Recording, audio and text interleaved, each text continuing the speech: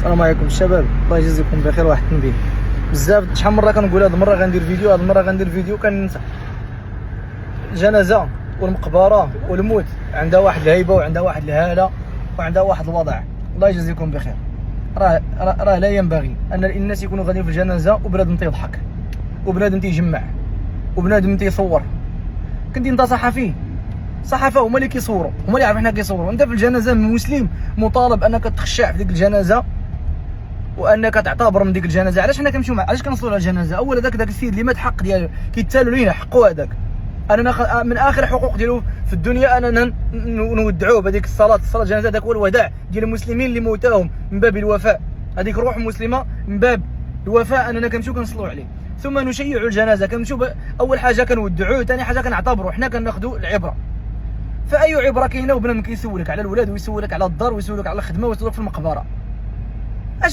راه حتى لو كان قلبك حجره في ديك اللحظه خاصو يكون رطب، خاص تشوف ديك الدنيا، ديك البلاصه المآل ديالك.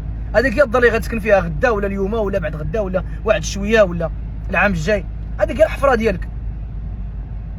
واش ترى الدرجه هذه انا بنادم يبقى عنده غادي في الجنازه عوض انه يذكر الله وانه يترحم على هذاك السيد كيشغل الناس ويشغل راسو بالخوى الخاوي ونتصوروا. المقبره ماشي ديال نتصوروا فيها، والمقبره ماشي ديال اننا نجمعوا ونسولوا على الولاد فيها. الا كتسولوا على الولاد وعلى الخدمه في المقبره راه قلبك مات، راه ما بقى فيك باقي امل.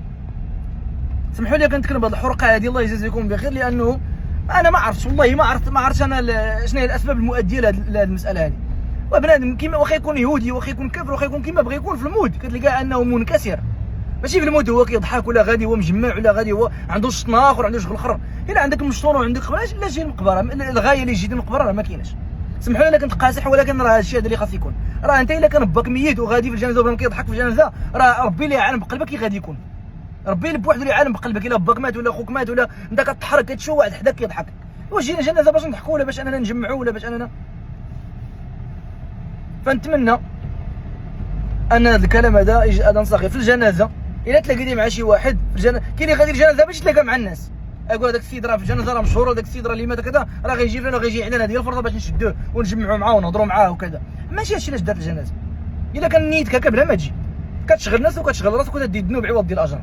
في الجنازه الا مشينا فيها اول حاجه كنمشيو منكسرين. هذاك السيد ميت، خاص ديك الهيبه والهاله ديال الموت تكون حاضره في ديك الجنازه. ماشي من الغدا نولوا تابعينها بقنقه ولا تابعينها حتى هي بشي تقاليد ما انزل الله بهم من سلطان ولا شي عجب. الجنازه اللي بقات بيردوا فولكلور حتى هي وتقاليده. ثاني حاجه اللي تلاقينا في الجنازه مع الناس كندعيو مع داك السيد، ما كنسولوش على الوليدات وكي دايروا بخير. كيفاش كتقول لي انا كي داير قلبي وانا كنشوف السيد ميت واحد منا مشى مسكين للقبر ولادهم مألمين مرته مألمه الدنيا مألمه وانت كتقول لي كي داير؟ اش نقول لك انا كي داير؟ نقول لك بخير؟ اش نقول لك؟ كنقول السلام عليكم الله يرحم هذا السيد، هذا تيغفر ربي، كون يصبر ربي وكذا. كندعيو كنقلبوا على السيد اللي مات له وكنعزيوه، ماشي كنشدوه. كاين اللي كيعزي شي واحد وكيشدو ساعات المكانه ويبوس فيه من هنا ويبوس فيه من هنا ويبوس فيه من هنا، والناس عباد الله كيتسناو. كنعزيو اقل عبارات: اجركم الله في مصابكم الا ما اعطى وله ما اخذ وكل شيء بجاه مسمى فاصبروا واحتسب. كنقولوا الدعاء هذا وكنقولوا في خاطرنا ولا نقولوا قلي قدامه ونقول السلام عليكم الله يرحم الوالد والله يرحم السيد والله يرحم الوالده، ونزيدوا مع الطريق.